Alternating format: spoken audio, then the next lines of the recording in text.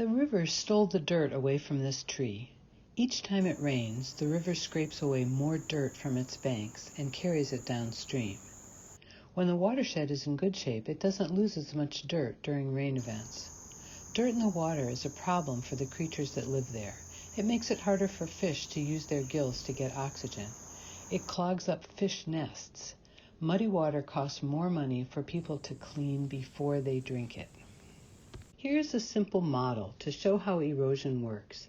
The gutter is the stream bed. The sand will be an indicator for erosion. We'll pour water and watch how it moves during our model rainstorm. So we have two channels, everything's the same, hopefully, except for the slope. And now we're going to pour the same amount of water in both sides and see which side erodes faster. You just pour it the same rate as your neighbor, whatever that is.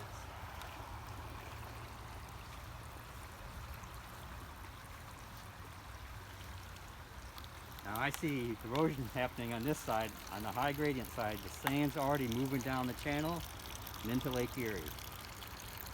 Water hasn't even reached Lake Erie from the other channel. Here it comes, but look, it's clear. It's not as dirty as the high gradient side.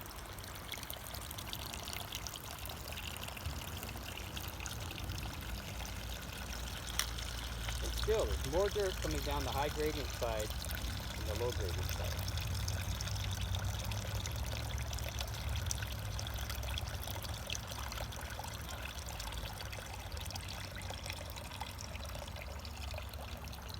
Let's just take a look at the channel. Look how much sand is still in the low gradient. Now we'll keep the slope the same and we'll change the amount of water.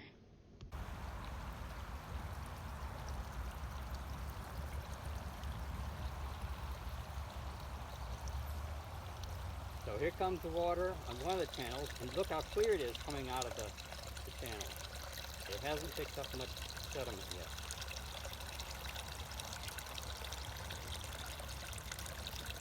The other channel, the rainstorm's already over, and that's all the water that's going to flow through it. But the high water channel is still flowing.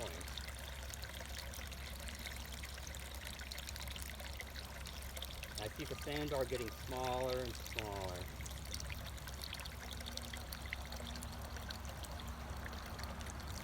And I can see more sediment coming down the channel now. So in this case, we had more erosion on this side. Look how much more sand is left over on the low water side versus the high water side. And there's just more time for the erosion process to happen. Now we'll keep the amount of water the same, but we'll pulse the water on one side. And watch some of those pulses. You'll actually see them going down the channel and bringing a little wave of sand in front of them. There goes one.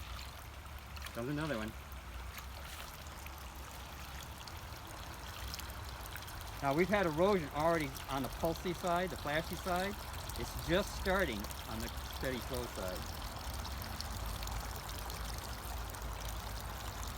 And I can still see some of those pulses bringing the sand down here.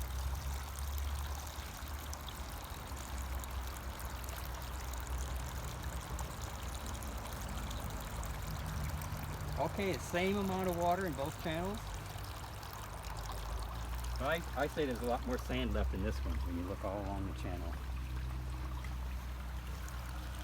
You can also see this one's kind of plain flat, and there's still a bit of a ridge left in the slow flow one. Those pulses are like the large amounts of stormwater runoff that enter the river during our current rainstorms.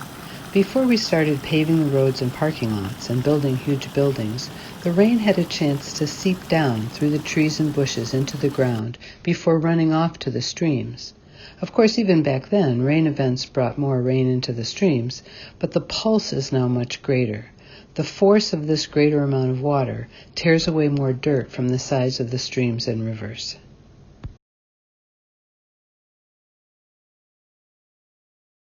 Keeping the edge of the river healthy with lots of trees and bushes helps. Building catchment ponds or installing rain gardens helps slow down the stormwater. This helps us and it helps our river.